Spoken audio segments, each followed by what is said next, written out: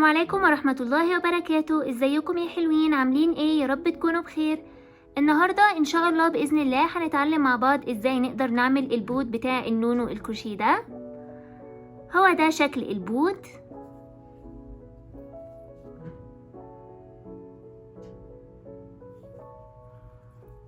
وان شاء الله طريقته تكون سهلة علينا وما تاخدش مننا وقت طويل، ومش هطول عليكم. يلا بينا نشوف الادوات. هي دي الادوات اللي احنا هنستخدمها. اول حاجة عندي هي الخيط. انا في الفيديو ده مستخدمة خيط صوف، لكن انتوا براحتكم خالص، ممكن تستخدموا اي خيط تاني انتوا حابينه. برضو هحتاج ابرة كروشيه، واهم حاجة ان الابرة تكون نفس مقاس الخيط، والابرة اللي انا مستخدماها مقاسها 4 ملم. برضو لازم نخلي بالنا ان احنا لو صغرنا حجم الخيط وحجم الابرة البوت بتاعنا هيطلع حجمه اصغر، ولو احنا كبرنا الخيط والابرة البوت هيطلع حجمه اكبر. وهحتاج مقص علشان اقص بيه الخيط. برضو هحتاج ابرة علشان اخفي بيها النهايات، وهيسهل علينا ان احنا نستخدم حاجة نعلم بيها بداية او نهاية الدور. ومش هطول عليكم اكتر من كده، ويلا بينا نبدأ مع بعض. اول حاجة هبدأ بيها هي اني هعمل عقدة منزلقة،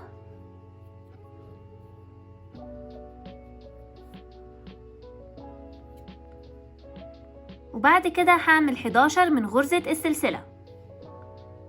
1 2 3 4 5 6 7 8 9 10 11. وبعد كده هفوت اول 3 غرز، 1 2 3، وفي الغرزة الرابعة هعمل غرزة عمود بلفة.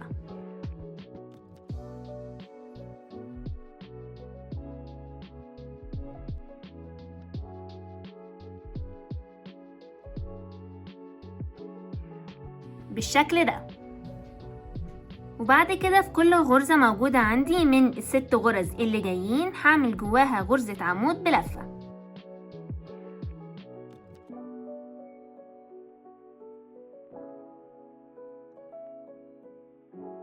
1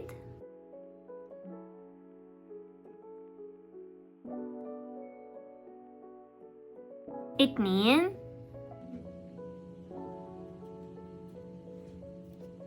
3 4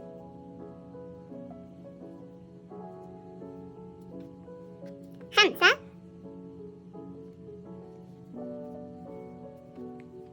6. وبعد كده هعمل 8 غرز عمود بلفة في آخر غرزة موجودة عندي هنا.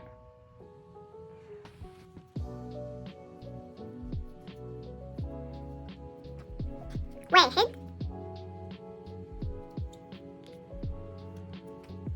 2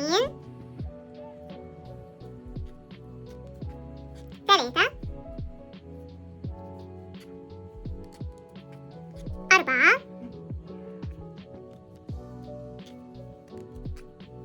5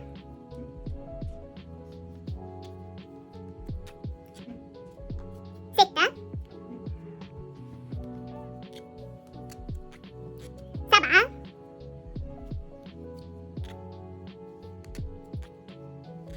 8.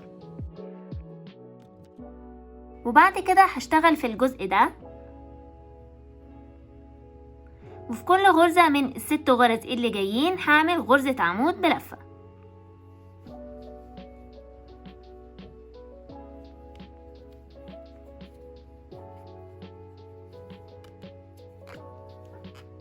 واحد. وبقدر الامكان برضو هشتغل على الخيط اللي انا بدأت بيه العقدة المنزلقة علشان اخفيه.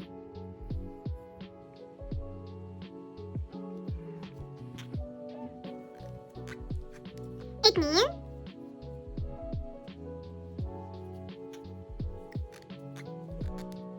3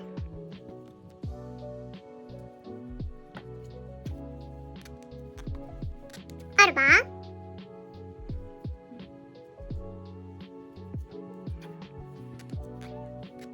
5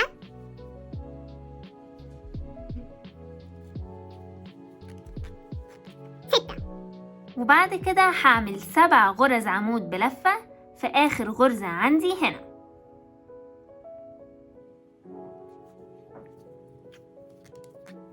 1 2 3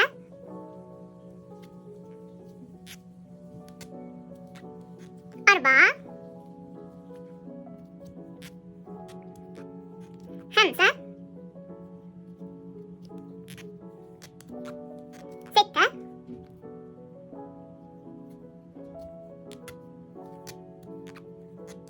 7. وبعد كده علشان أقفل الدور الأول هعمل غرزة منزلقة في أول غرزة عمود بلفة. يبقى أنا عندي كده دول هما التلات غرز سلسلة موجودين هنا، وأنا هعمل غرزة منزلقة في الغرزة دي.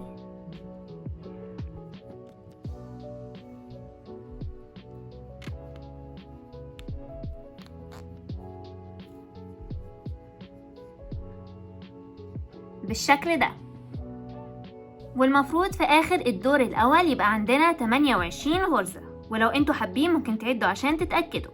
أول حاجة هعملها في الدور التاني هي إني هعمل 3 غرز سلسلة، 1 2 3. وبعد كده هعمل غرزتين عمود بلفة في الغرزة دي.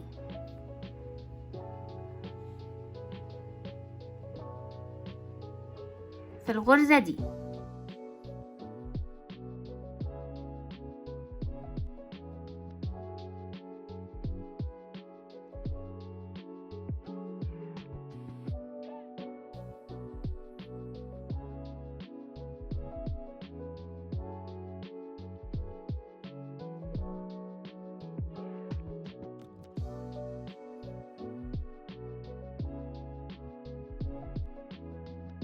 وبعد كده في ال6 غرز اللي جايين هعمل غرزة عمود بلفة في كل غرزة من ال6 غرز دول.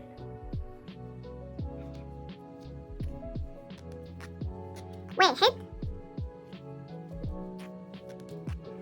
2 3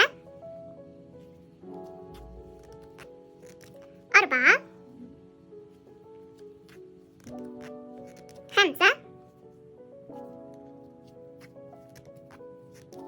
6.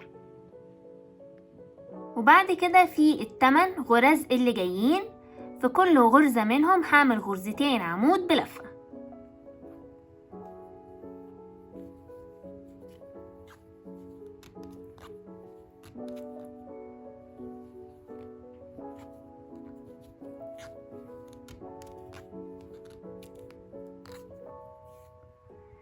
كده أنا عملت غرزتين عمود بلفة في أول غرزة من ال8 غرز.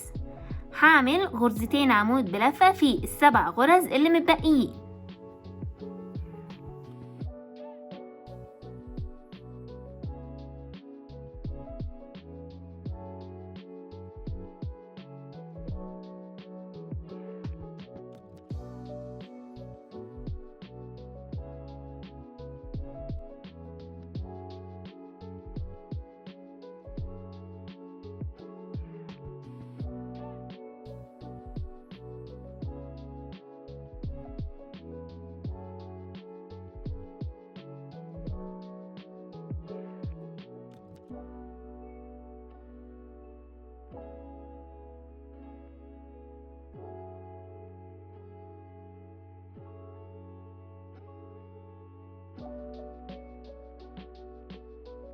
كده أنا عملت غرزتين عمود بلفة في كل غرزة من ال8 غرز دول.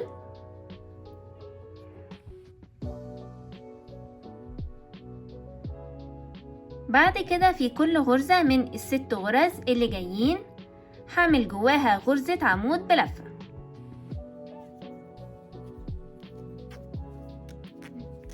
واحد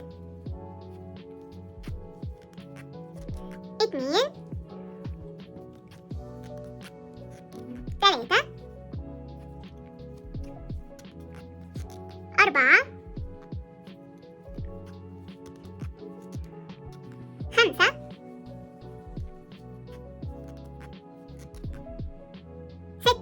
وبعد كده في كل غرزة من ال7 غرز اللي جايين هعمل جواها غرزتين عمود بلفة.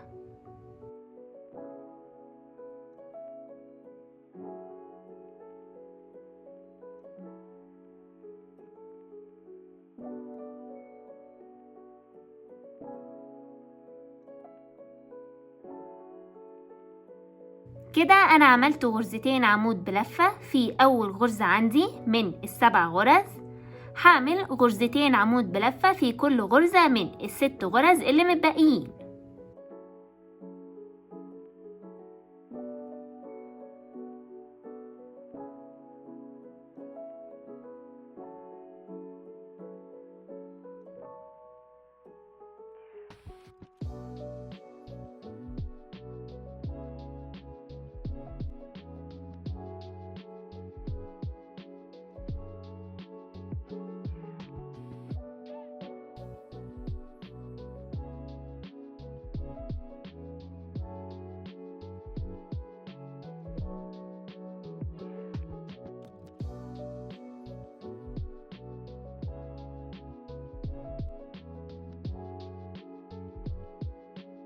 كده أنا عملت غرزتين عمود بلفة في كل غرزة من ال7 غرز دول.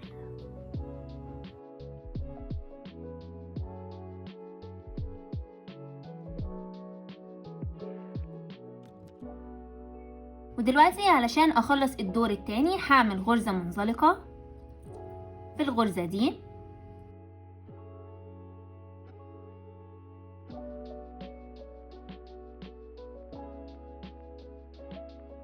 بالشكل ده. والمفروض في آخر الدور التاني يبقى عندي 44 غرزة، ولو انتوا حابين ممكن تعدوا عشان تتأكدوا. وانتوا بتعدوا الغرز هنبهكوا ان ال3 سلاسل دول او ال3 غرز سلاسل دول ما يتحسبوش غرزة. فدي هي اول غرزة انا هعدها، وبعدين هي دي اخر غرزة. ال3 سلاسل دول ما يتحسبوش. ودلوقتي علشان ابدأ الدور الثالث اول حاجة هعملها هي اني هعمل 3 غرز من غرزة السلسلة. وبالنسبة للدور الثالث هعمل غرزة عمود بلفة في كل غرزة موجودة عندي، ولكن اهم حاجة في الدور الثالث اني هشتغل فقط في الجزء الخلفي من السلسلة. هو ده الجزء الامامي من السلسلة، وهو ده الجزء الخلفي من السلسلة. أنا في الدور الثالث هشتغل فقط في الجزء الخلفي من السلسلة.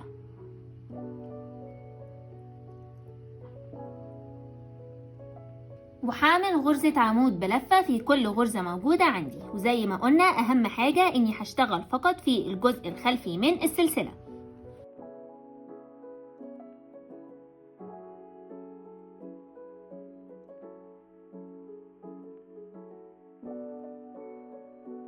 المفروض في آخر الدور الثالث يبقى عندنا 44 غرزة.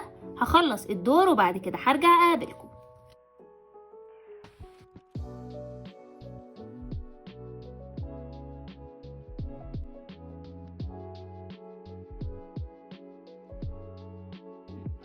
كده أنا خلصت الدور الثالث، ودلوقتي علشان أقفل الدور الثالث هعمل غرزة منزلقة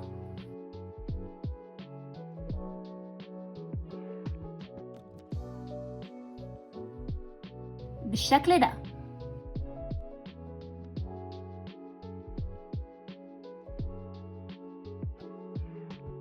ودلوقتي علشان أبدأ الدور الرابع أول حاجة هعملها هي غرزة سلسلة،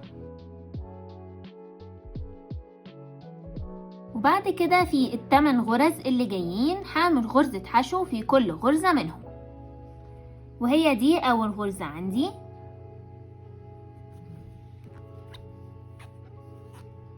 واحد، 2، 3، 4، 5، 6،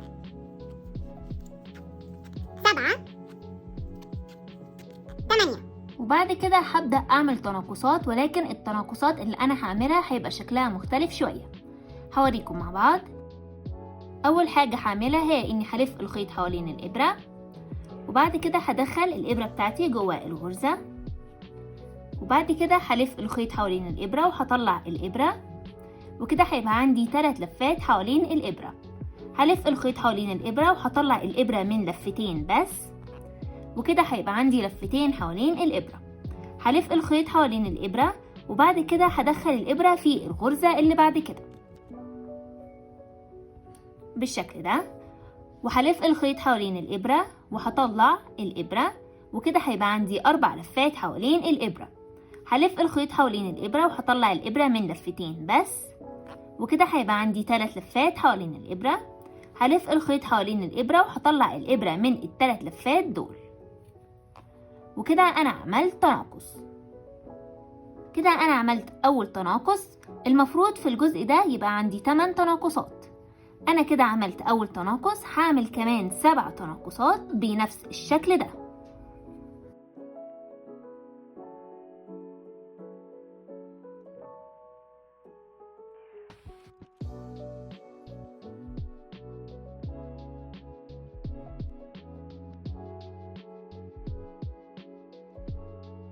كده 2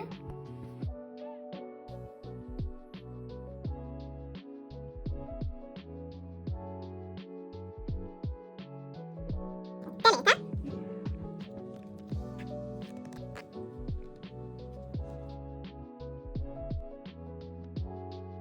4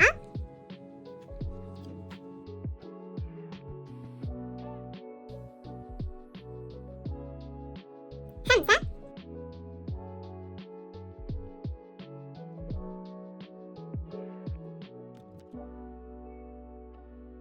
6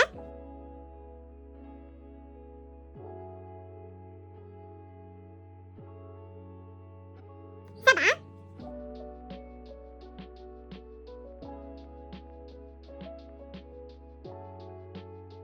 8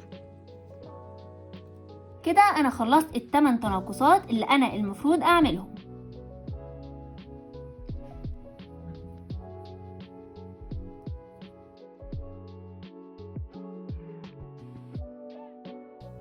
وبعد كده هعمل غرزة حشو في كل غرزة من ال20 غرزة اللي جايين.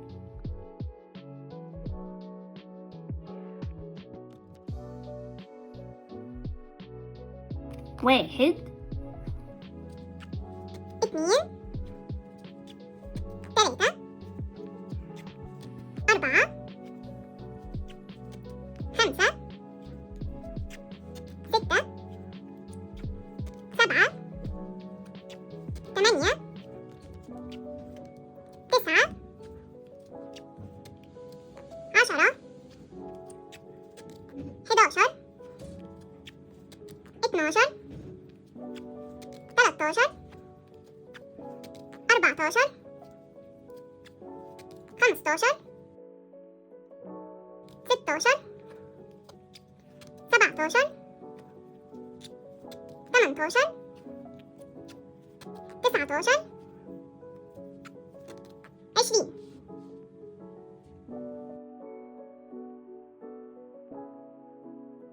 وبعد كده علشان أخلص الدور هعمل غرزة منزلقة في أول غرزة هنا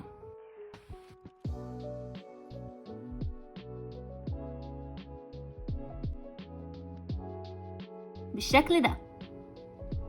والمفروض في آخر الدور الرابع يبقى عندنا 36 غرزة.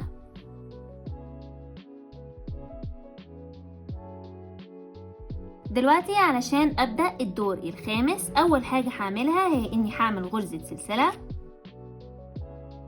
وبعد كده هعمل غرزة حشو في كل غرزة من ال8 غرز اللي جايين، وهي دي أول غرزة عندي.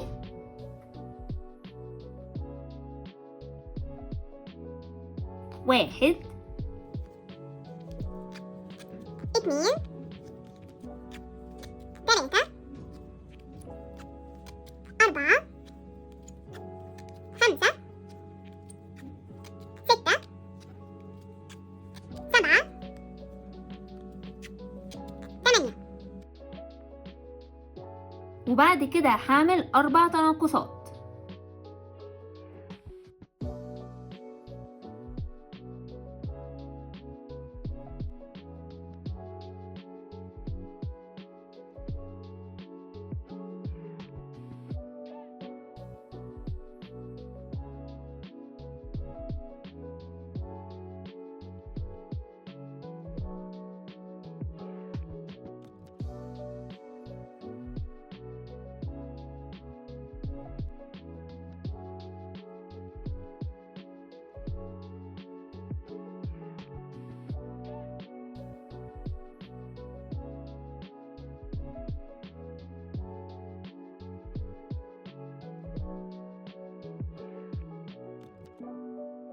وكده أنا عملت 4 تناقصات، 1 2 3 4. وبعد كده هعمل غرزة حشو في كل غرزة من 20 غرزة اللي جايين. 1 2 3 4 5 6 7 8 9 10 11 12 13 14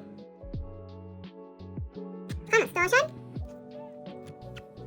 16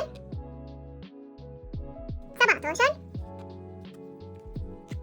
18 19 20. وعلشان أقفل الدور هعمل غرزة منزلقة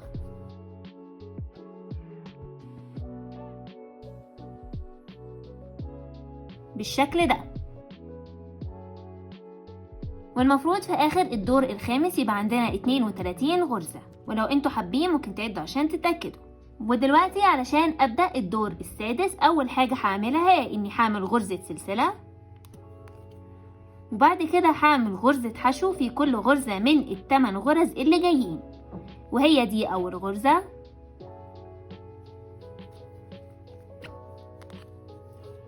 واحد 2 3 4 5 6 7 8.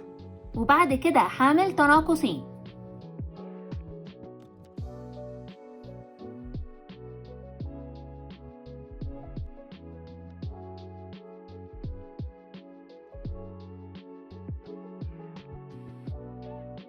كده 1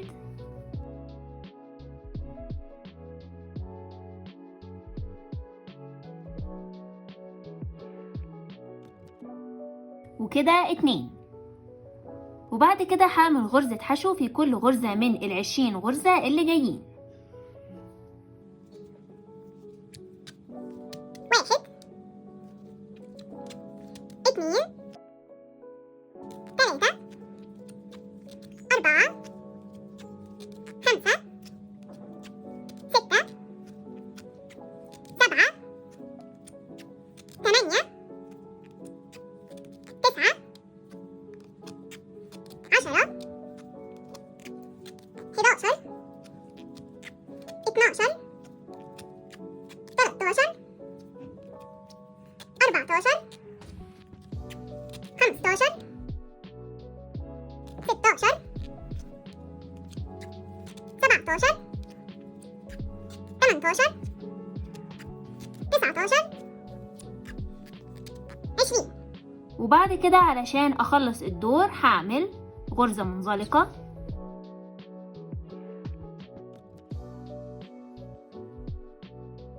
بالشكل ده. والمفروض في آخر الدور ده يبقى عندنا 30 غرزة، ولو انتوا حابين ممكن تعدوا عشان تتأكدوا. دلوقتي علشان أبدأ الدور السابع هعمل غرزة سلسلة، وبعد كده هعمل غرزة حشو في ال8 غرز اللي جايين. وأول غرزة عندي هي الغرزة دي، 1 2 3 4 5 6 7 8. وبعد كده هعمل تناقص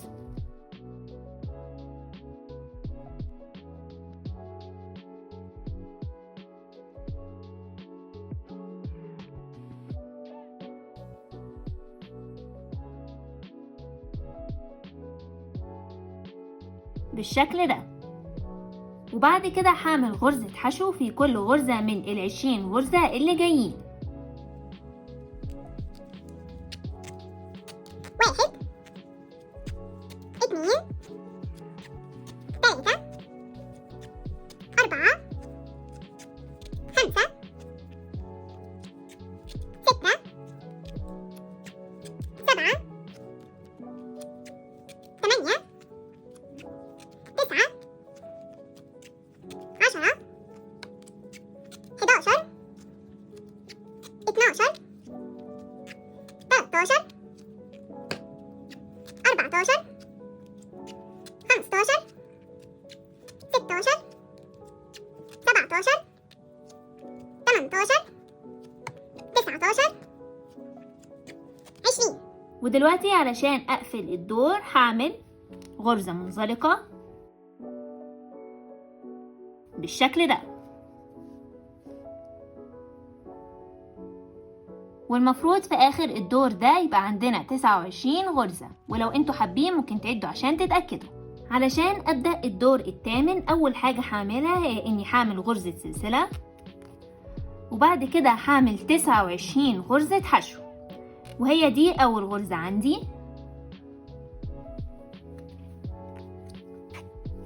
واحد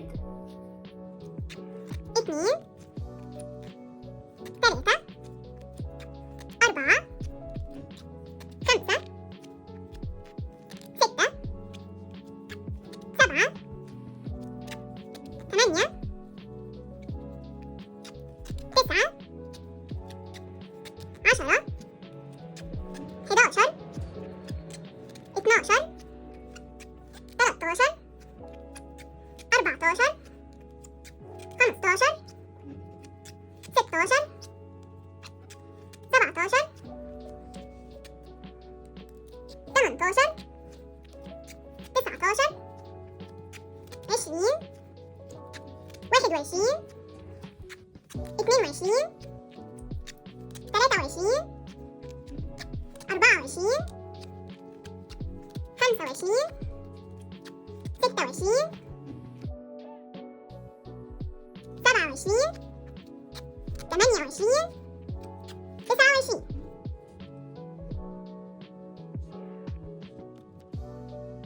وعلشان أخلص الدور هعمل غرزة منزلقة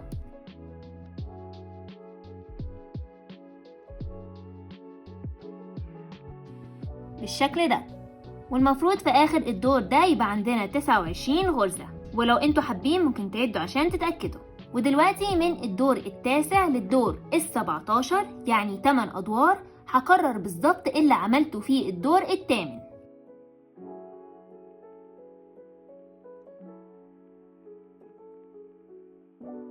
هخلص ال8 أدوار دول وبعد كده هرجع أقابلكم.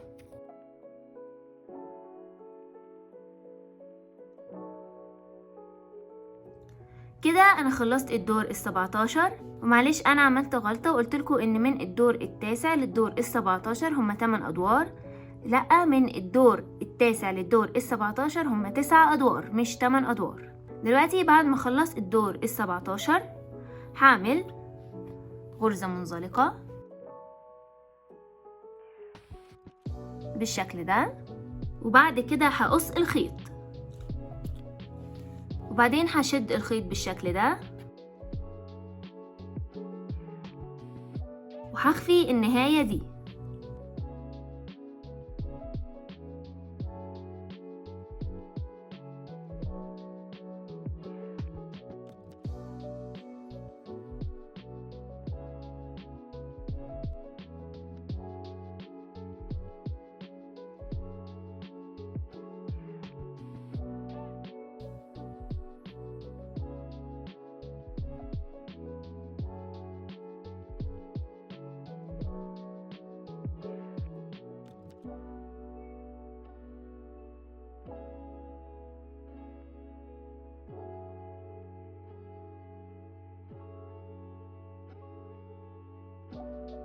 وبعد كده هتني البوت بالشكل ده،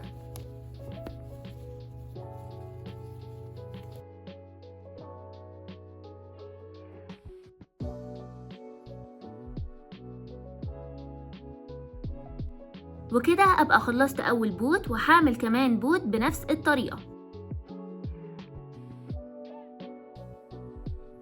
يا رب يكون الفيديو ده عجبكم، ولو في اي اسئله عندكم ممكن تكتبوها في التعليقات وانا هحاول بقدر الامكان اني ارد عليها. لو في اي حاجه تانية انتوا حابين تعملوها ممكن برضو تكتبوها في التعليقات وان شاء الله اعمل لكم فيديو عنها. يا رب يكون الفيديو ده عجبكم، هشوفكم المره الجايه على خير، والسلام عليكم ورحمه الله وبركاته.